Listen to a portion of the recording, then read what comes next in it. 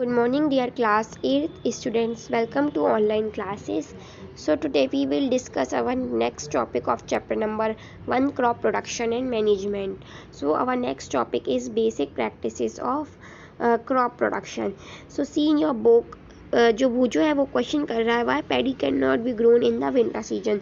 जो पैडी है वो विंटर सीजन में ग्रो क्यों नहीं कर सकता। सो पहेली आंसर करती है paddy requires a lot of water therefore it is grown only in the rainy season. जो पैडी है उसको बहुत सारे वाटर की रिक्वायरमेंट होती है ग्रो करने के लिए, इसीलिए वो रेनी सीजन में ग्रो करता है। Cultivation of crops involves several activities undertaken by farmers over a period of time.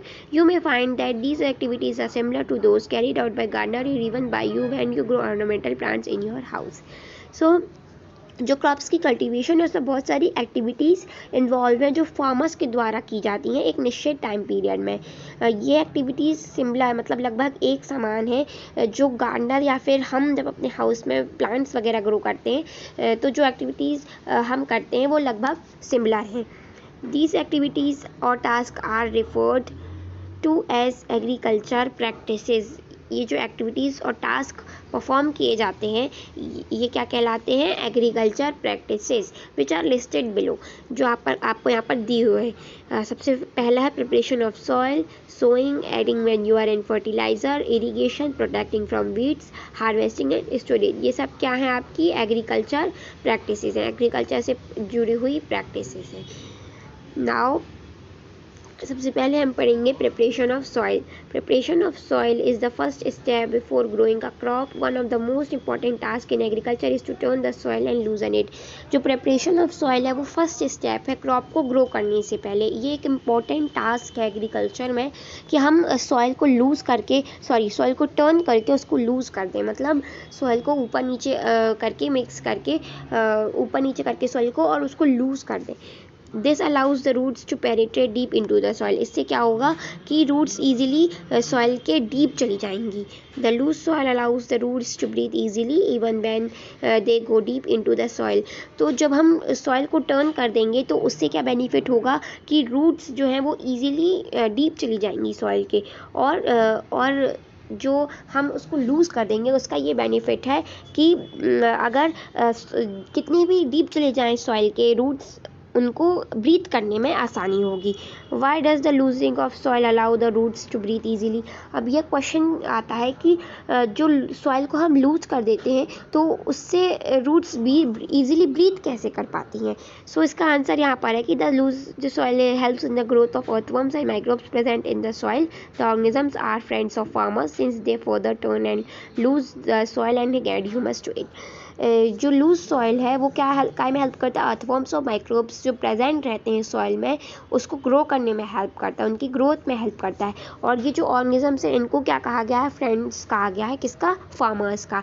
तो ये क्या करते हैं, जो टर्न और लूज सॉइल है उसमें ह्यूमस प्रोवाइड करते हैं, but they by the soil needs to be turn and loose. लेकिन यहाँ पर ये क्वेश्चन आता है कि सॉइल को हमको टर्न करने की और लूज करने की ज़रूरत क्यों है।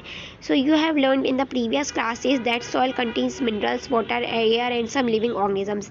तो आपने ये पहले भी पढ़ा है कि सॉइल में क्या रहता है, मिनरल्स, वाटर और एयर और कुछ लिविंग ऑर्गेनिजम्स भी रहती हैं जो फार्मर्स के बेस्ट फ्रेंड हैं, जो सॉइल में ह्यूमस प्रोवाइड करते हैं। तो in addition dead plants and animals get decomposed by soil organisms. इससे क्या होगा कि जो डेड प्लांट्स और एनिमल्स पहले से सॉइल में हैं वो क्या हो जाएंगे, डिकम्पोज हो जाएंगे सॉइल के ऑर्गेनिजम्स के द्वारा। जो पहले से डेड है उनको कौन डिकम्पोज कर देगा, सॉइल में जो ऑर्गेनिजम्स हैं वो डिकम्पोज कर देंगे, सड़ा देंगे। In this way various nutrients in the dead organisms are released back into the soil. इससे क्या होगा कि जो न्यूट्रिएंट्स वगैरह हैं वो डेड ऑर्गेनिजम्स के वो फिर से चले जाएंगे, गेट बैक हो जाएंगे सॉइल में। These nutrients are again absorb by plants. और ये न्यूट्रिएंट्स फिर से प्लांट्स के द्वारा एब्जॉर्ब कर लिए जाएंगे। Since only a few centimetres of top layer of soil supports plant growth. क्या होता है कि कुछ सेंटीमीटर में जो टॉप लेयर होती है सॉइल की, सबसे फर्स्ट लेयर टॉप लेयर होती है, वो प्लांट को ग्रोथ करने में सपोर्ट करती है। Turning and losing of soil brings the nutrient rich soil to the top so that plants can use these nutrients. So ये कारण भी है सॉइल को लूज और टर्न करने का कि जो नीचे जो नीचे की लेयर में सॉइल के जो न्यूट्रिएंट वगैरह हैं वो ऊपर आ जाएं, टर्न करने में वो ऊपर आ जाएं और जो प्लांट्स हैं वो इजीली उनको एब्जॉर्ब कर पाएँ। Now turning and loosening of soil is very important for cultivation of crops की कल्टीवेशन के लिए टर्निंग और लूजिंग सॉइल की इम्पॉर्टेंट है। The process of loosening and turning of soil is called tilling और प्लगिंग। जो प्रोसेस है उसको हम क्या कहते हैं? टिलिंग और plugging. This is done by using a plug. Plugs are made of woods and iron. If the soil is very dry, it may need watering before the plugging.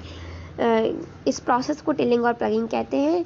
और जो प्लग है मतलब जो ये प्रोसेस है वो plug के द्वारा किया जाता है। प्लग एक वुड और आयरन का बना हुआ रहता है। जो अगर सॉइल ड्राई है, अगर सॉइल सूखी है, तो उसको हमको वाटर प्रोवाइड करने की ज़रूरत है before the process of tilling and plugging. The plugged field may have big clumps or soil or big clumps of soil called crubs. तो जो सॉइल में गड्ढा वगैरह रहते हैं उनको हमको बिग क्लम्प्स जो रहते हैं सॉइल में उनको हमको ब्रेक करने की ज़रूरत है। सबसे पहले it is necessary to break these clumps. Levelling the field is beneficial for sowing as well as for irrigation. Levelling of soil is done with the help of leveller. So जो गड्ढे वगैरह रहते हैं सॉइल में उनको हम सबसे पहले हमको लेबल करने की ज़रूरत है। लेवलिंग बहुत बेनिफिशियल है, फील्ड की हम लेवलिंग करना है बहुत बेनिफिशियल है इरिगेशन के प्रोसेस के लिए भी, क्योंकि अगर जो हमारी फील्ड है वो ऊपर नीचे ऊंची नीचे रहेगी तो ये अच्छा नहीं रहेगा। अगर हम जब तक लेबल नहीं करेंगे अपनी फील्ड को तो क्रॉप ग्रो नहीं हो पाएंगे। Sometimes manure is added to the soil before tilling. This helps in proper mixture of manure with soil. The soil is moistured before sowing. सो जो कभी कभी ऐसा होता है कि टिलिंग की प्रोसेस से पहले जो मैन्योर है मतलब जो खाद है वो सॉइल में पहले से ही ऐड रहती है। तो टिलिंग की प्रोसेस करने से एक ये बेनिफिट भी है कि वो प्रॉपर अच्छे से मैन्योर जो है वो मिक्स हो जाएगी सॉइल में, तो सॉइल अच्छा हो जाएगा before the process of sowing की प्रोसेस भी हम पढ़ेंगे कि नेक्स्ट प्रोसेस क्या है। So students, as you can see हमने आपका chapter number 1 crop production and management का सेकेंड टॉपिक और थर्ड टॉपिक यहाँ पर डिस्कस किया। सो नेक्स्ट वीडियो लेक्चर में हम आपका नेक्स्ट टॉपिक डिस्कस करेंगे। हमारा नेक्स्ट टॉपिक है agriculture implements. So I hope आपको अच्छे से समझ में आ गया होगा topic. So next video lecture में हम नेक्स्ट टॉपिक से स्टार्ट करेंगे, इस चैप्टर को कंटिन्यू करेंगे। So till then thank you very much. अगर आपको मेरी वीडियो पसंद आए तो उसे लाइक कीजिए, शेयर कीजिए एंड मेरे चैनल को सब्सक्राइब कीजिए। और अगर कोई भी प्रॉब्लम होने पर आप मुझे कमेंट बॉक्स में बता सकते हैं। So till then thank you very much, have a good day.